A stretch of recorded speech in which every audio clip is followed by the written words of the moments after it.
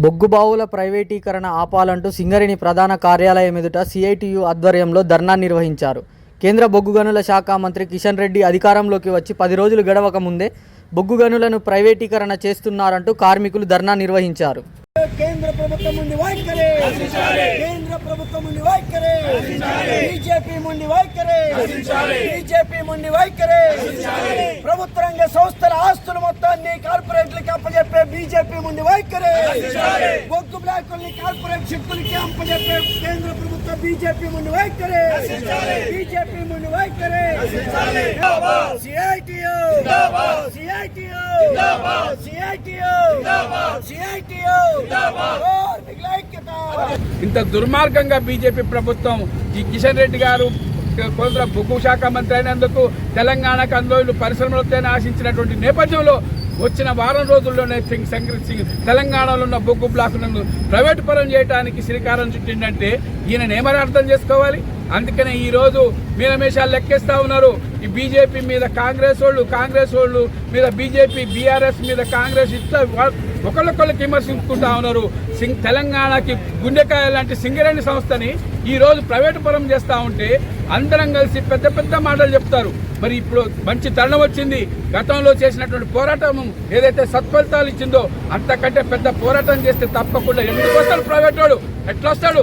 Visakha steel plant private పరం చేస్తే అక్కడ రానియకుండా అక్కడ ఉన్న ఆంధ్రప్రదేశ్ ప్రభుత్వంలో ఉన్న యూనియన్లన్నీ పార్టీలన్నీ అడ్డుకొని ఈరోజు ప్రైవేట్ వాళ్ళు రాకుండా చేసినటువంటి పరిస్థితి మన కళ్ళ ముందే ఉంది కదా. అందుకనే ఈ తెలంగాణలో సింగరేణి సంస్థలు ఎట్లా ప్రైవేట్ వాడు వస్తాడో వాడిని అంత చుట్టాల్సిన అవసరం ఇక్కడ ఉన్న కాంగ్రెస్ ప్రభుత్వానికి ఉన్నది. శ్రీకారం చుట్టాలి.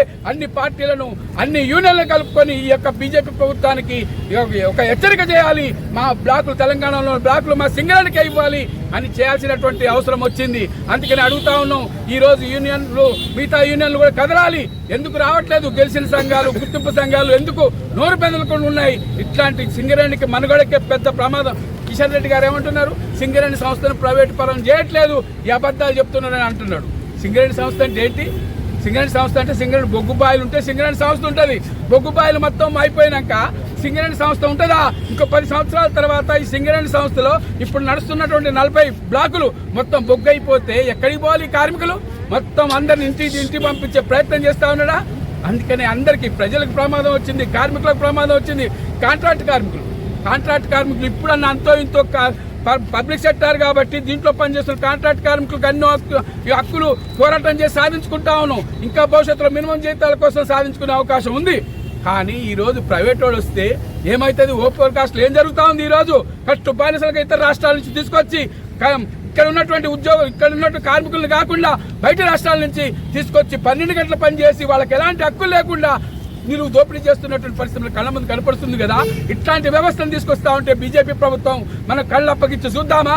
దీనికి వ్యతిరేకంగా అందరం కలిసి ఐక్యంగా పోరాటం చేద్దామా లేదా?